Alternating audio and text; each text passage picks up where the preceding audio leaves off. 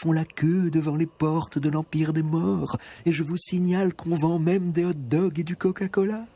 Mais ceux qui ont le malheur d'en acheter sont bien embarrassés ensuite. Voilà pourquoi il est indispensable dans l'autre monde d'avoir l'esprit affamé. Moi aussi, après mon suicide, on m'a fait attendre un bon moment, et à présent, comment vous dire ? Eh bien, pour arriver à mourir, je vous assure qu'il faut une fin d'enfer.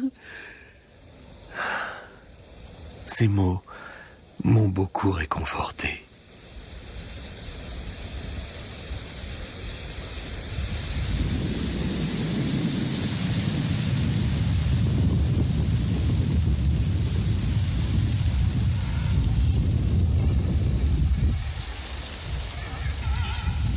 « 4 septembre.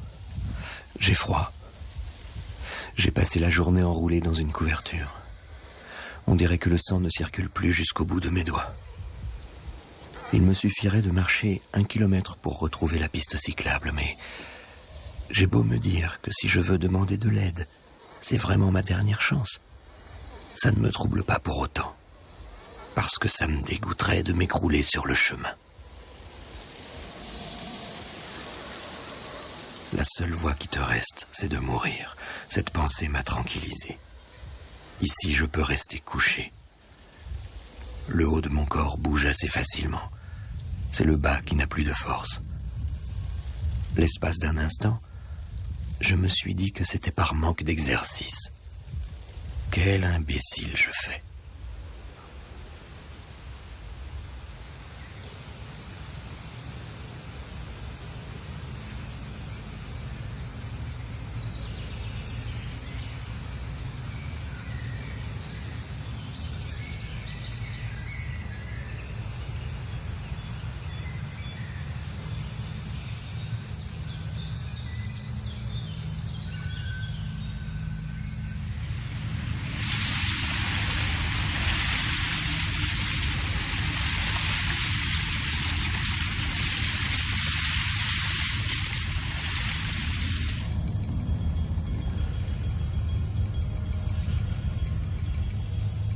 « 5 septembre, 30e jour.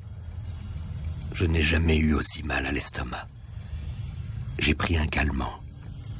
Ma mort est sans doute pour demain ou après-demain. Aujourd'hui, cela fait juste 1 mois.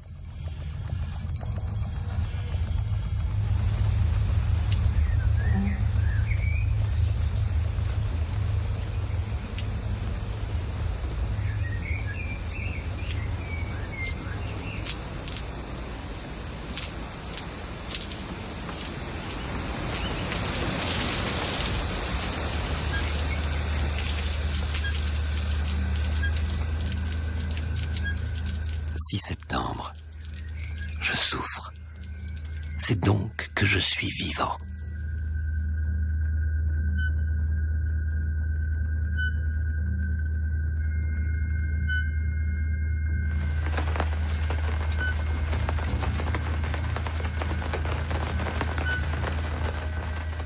« 7 septembre.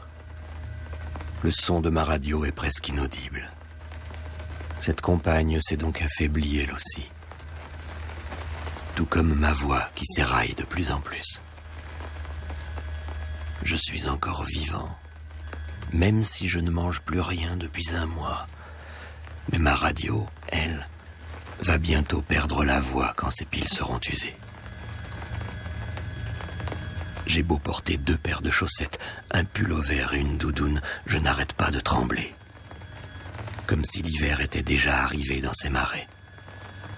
Si ça continue, je vais peut-être mourir de froid avant de mourir d'inanition. Je voudrais bien sortir pour faire du feu, mais je n'ai même plus la force de ramasser du petit bois. Si seulement je pouvais boire une tasse de thé bien chaude, je serais au paradis.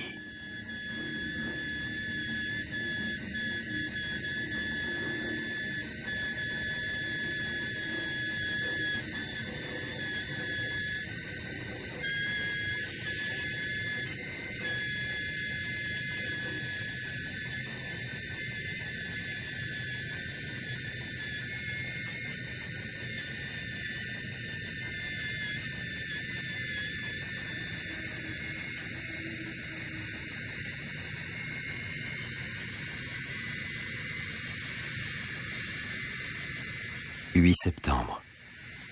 Les maux de ventre ont un cycle bien à eux. Ils m'assaillent comme la source chaude d'un geyser jaillissant par intermittence. Peut-être le corps s'accorde-t-il ainsi au rythme de l'univers. Quand la douleur me tenaille, je suis incapable même de penser. Mais dès qu'elle s'apaise, j'arrive encore à tenir ce journal. Je crois que ces moines qui ont atteint l'état d'éveil de leur vivant ont dû eux aussi endurer migraines, maux de ventre et frissons de fièvre. C'était sans doute la foi qui les aidait à supporter la douleur.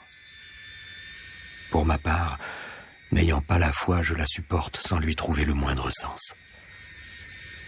Quand on se pend ou qu'on se jette du haut d'une falaise, on sait qu'on va mourir sur le coup, mais moi, la fantaisie m'a pris de goûter cette souffrance jusqu'à la lie pendant plus d'1 mois avant de mourir. Et même si c'est absurde, à présent il n'est plus temps de renoncer. Je n'ai pas la force d'aller me jeter du haut d'une falaise. Si je ne souffrais pas du matin au soir, mes journées seraient paisibles. La nuit, en revanche, les ténèbres même ne sont que douleur. Le son de la radio est aussi faible qu'un zonzonnement de moustiques. Il ne me reste plus que 3 bougies. Je vais les mettre de côté pour les nuits sans sommeil.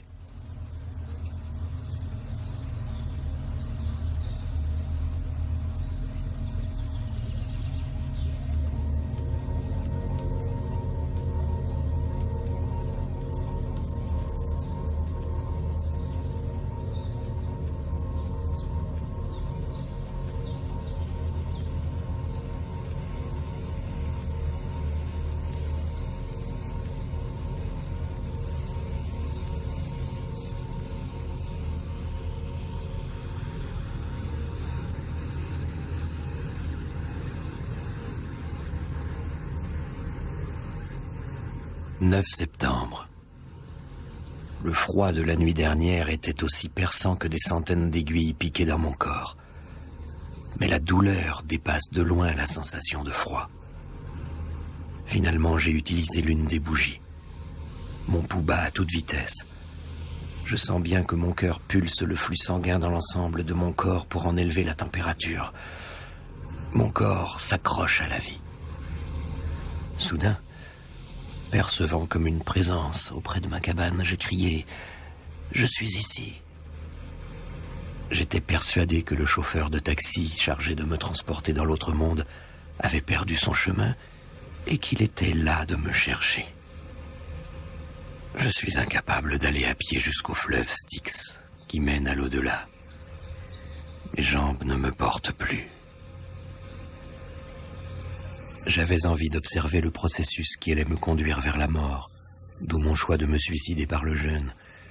Cela dit, quel ennui de ressasser des idées funèbres du matin au soir. Or, comme je rêvassais en écoutant le gazouillis des oiseaux, je me suis rendu compte tout à coup qu'avant même de cesser de m'alimenter, j'étais déjà mort. Et cette pensée m'a fait du bien. Il ne me reste que quelques pourcents de vie.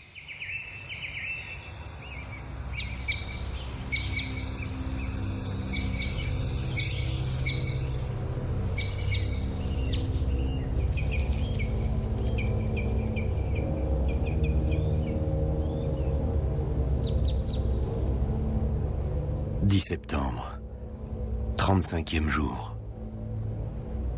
Ma radio ayant rendu l'âme avant moi, les nuits sont effrayantes. Hier soir, à mon insu, tout s'est obscurci. J'ai disparu moi aussi dans les ténèbres les plus noires. J'avais beau allonger le bras, tirer la langue, cligner des paupières, je n'étais plus là. Quelqu'un d'autre avait sans doute pris ma place.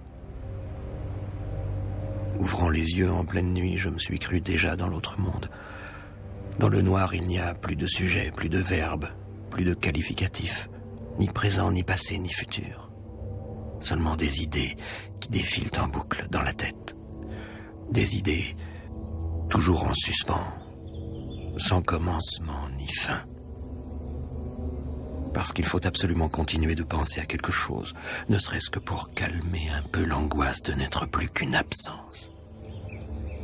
Dès que je cesse de penser, je perds mon sang-froid et je hurle de peur.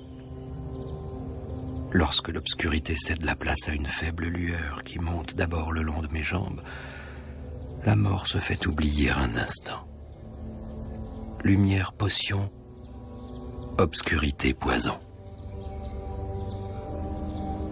Pourtant, la joie d'accueillir le matin est passagère. Et bien vite, la douleur de vivre, cette lancinante douleur qui remplace le soulagement de n'être pas encore mort, s'empare de moi. J'ai lu un jour, je ne sais plus où, que les espions avaient toujours sur eux une capsule de cyanure.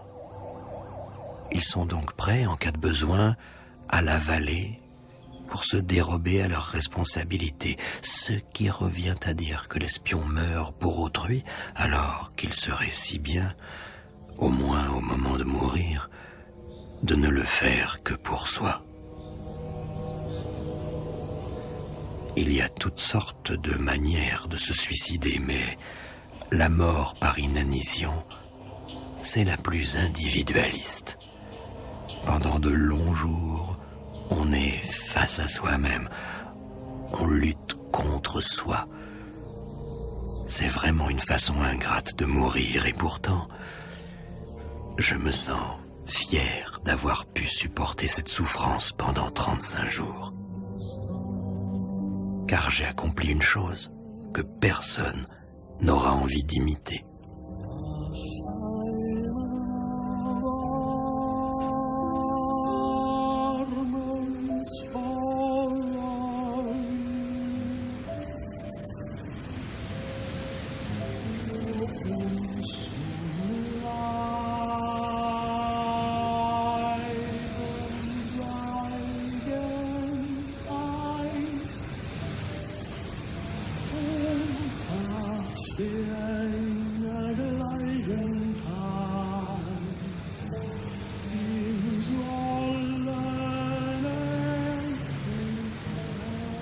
« 11 septembre, 36e jour.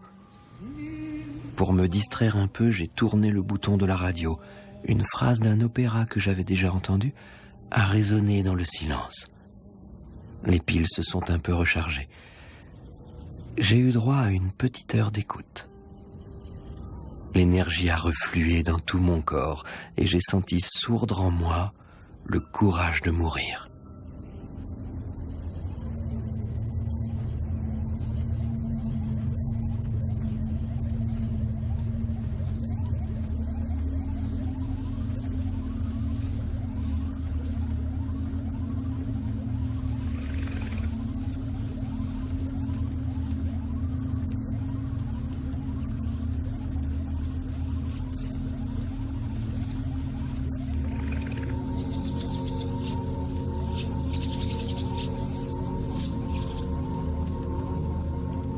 12 septembre.